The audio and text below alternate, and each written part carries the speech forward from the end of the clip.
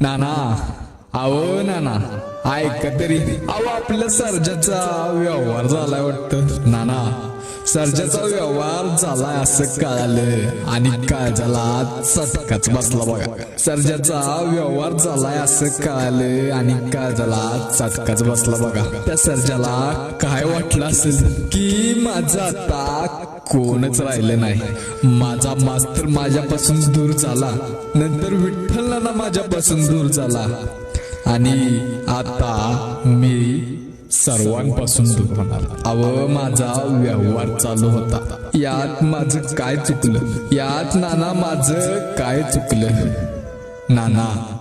अव ऐकताय नव अव माझा व्यवहार चालू आहे जो माणूस माझ्या सरांच्या नावासाठी धडपड करतोय आणि बैलगाडी क्षेत्रात नाव टिकवून ठेवतोय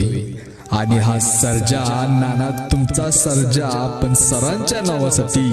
रक्ताटस्तवर पळतोय सरांच्या नावासाठी सर्जा रक्ताटस्तवर पळतोय मास्तरचं नाव या बैलगाडी क्षेत्रात उंचीला नेऊन ठेवणारा हा सर्जा जीवाचं रान करतोय अव जीवाचं रान करतोय या सर्जाचा व्यवहार होता असं कळालं आणि मनाला वाईट वाटलं सर्जा कायम सरांच्या नावासाठी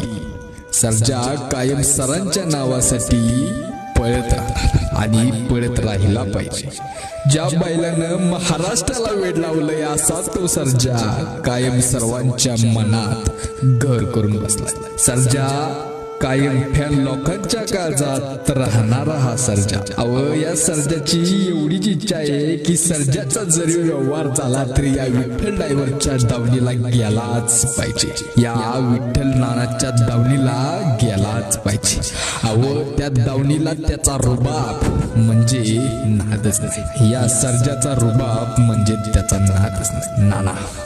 आणि सर्जा म्हणजे विषय काळजातला आहे आणि कायम काळजातला राहणार या सर्जानं फलटण तालुक्याचं नाव अखंड महाराष्ट्रभर नेऊन ठेवलं असा तो फलटणकरांचा सर्जा अहो या सर्जाचा व्यवहार जरी झाला तरी विठ्ठल नानांच्या दावणीला गेला पाहिजे हा सर्जा नाना तुमची वाट बघतोय मी या आणि नेहा मला